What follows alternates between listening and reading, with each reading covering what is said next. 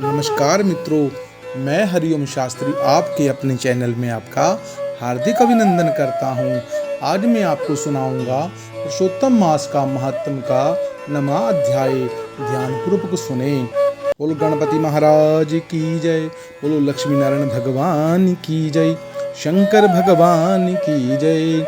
सूत जी बोले, तदंतर विस्मय युक्त होकर नारद जी ने मेधावी ऋषि की कन्या का अद्भुत वृत्तांत पूछा। नारद जी बोले, हे मुने, उस तपोवन में मेधावी की कन्या ने बाद में क्या किया और किस मुनि श्रेष्ठ ने उसके साथ विवाह किया? श्री नारायण बोले, आप अपने पिता को स्मरण करते करते और बारंबार शोक करते करते उस घर में कुछ काल उस कन्या का व्यतीत हुआ।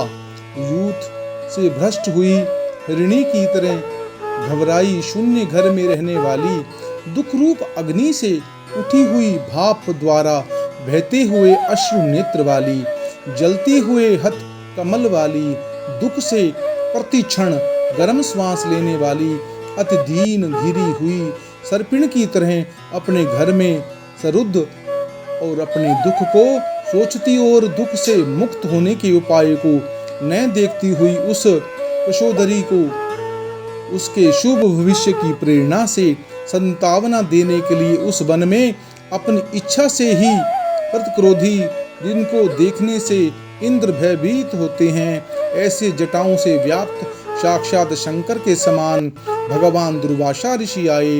नारद बोले, भगवान कृष्ण ने राजा युधिष्ठिर से कहा कि हे राजेंद्र, वह दुर्वासा आए जिसको कि उसकी माता कुंती ने बालपन में प्रसन्न किया था।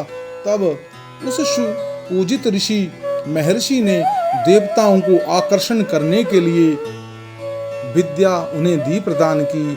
हे भोपाल, जिन्होंने सब देवताओं से नमस्कार किया जाने वाले मुझको भी रुक्मिणी के साथ रथ में बैलों की तरह जोता।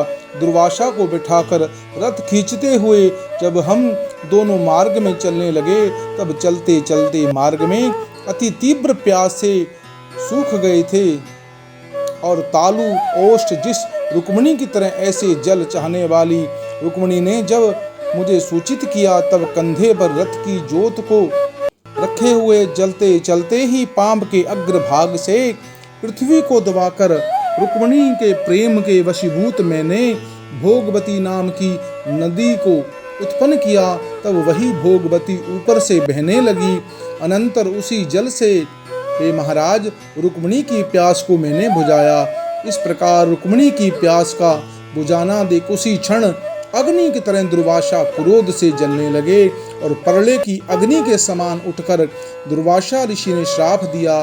बोले, बड़े आश्चर्य है, हे श्री कृष्ण, रुक्मिणी को तुमने सदा अत्यंत प्रिय है, अतः स्त्री के प्रेम से युक्त तुमने मेरी अवज्ञा पर अपना महत्व दिखलाते हुए इस प्रकार से उसे पानी पिलाया, अतः तुम दोनों का वियोग होगा। इस प्रकार उन्होंने श्राप दे दिया। हे युधिष्ठिर, वही यह दुर्वासा मुनि है, साक्षात रुद्र के अंश से उत्पन्न है। दूसरे काल रुद्र की तरह महर्षि अत्रि के उग्र तप रूप कल्प वृक्ष के दिव्य फल हैं। पतिव्रताओं के सिर के रत्न अनुसूया भगवती के गर्भ से उत्पन्न अत्यंत मेधा युक्त दुर्वासा नाम के ऋषि, अनेक तीर्थों के जल से भीगी हुई जटाओं से भूषित सिर वाले साक्षात तपो मूर्ति दुर्वासा ऋषि को अति देखकर कन्या ने शोक सागर से निकलकर धैर्य से मुनि के चरणों में प्रार्थना की।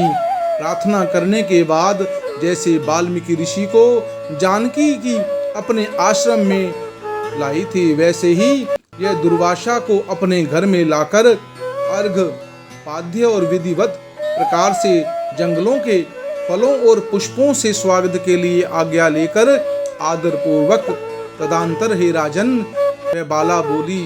कन्या बोली, हे महाभाग, हे अत्रि कुल के सूर्य, आपको प्रणाम है।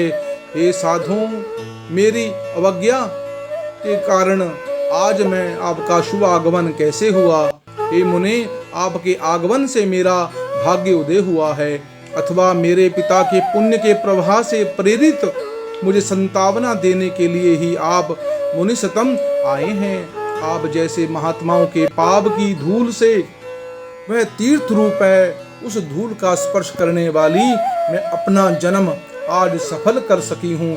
आज मेरा व्रत भी सफल है।